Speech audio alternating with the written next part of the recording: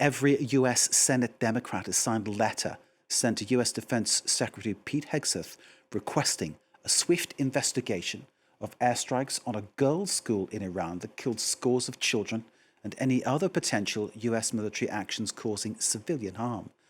The strike on February the 28th on a school in Minab on Iran's Persian Gulf coast killed mostly schoolgirls aged between 7 and 12 years of age.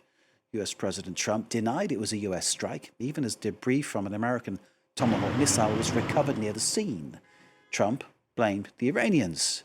But Reuters news agency reported on March the 5th that U.S. military investigators believe it was likely that U.S. forces were responsible for the strike on the school on February the 28th, as U.S. and Israeli forces launched their attacks on Iran. And it's emerged that the strike may well have been based on out-of-date military intelligence. Let's bring in Fraser Jackson, our correspondent in Washington. Fraser, so the Democrats united on this issue, it seems.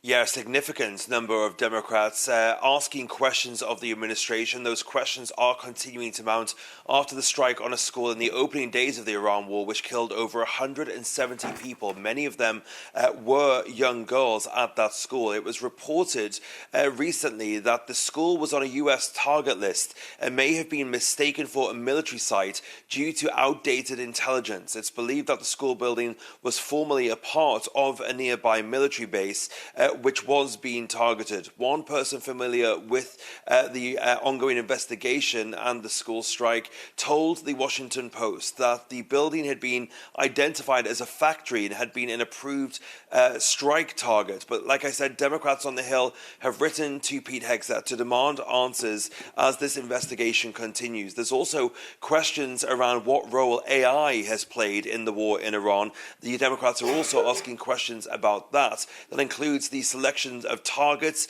as well as the intelligence that goes into the selecting of those targets and the legal determinations during the ongoing military operation.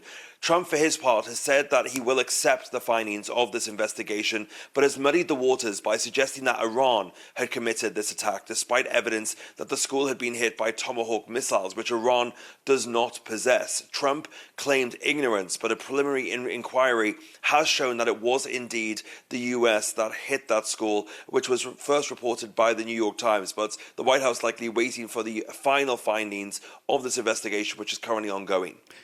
As you say, the investigation ongoing, Trump saying one thing, then changing his mind. All in all, it must be making many people doubt what they're hearing, doubt what people are saying. Well, it's kind of par for the course so far. We've had very mixed messaging coming from the White House, not only around specific incidents in this war, which, of course, the White House is not even calling a war, despite the fact that Donald Trump himself has called it a war multiple times. But the actual aims of this war have also moved back and forwards. And from what we've heard from senators that have been briefed on Capitol Hill by intelligence officials and Defense Department officials, they also are hearing shifting things as well. So there is still a lot of unknown questions, a lot of unknown answers rather, that we are not learning about just as of yet.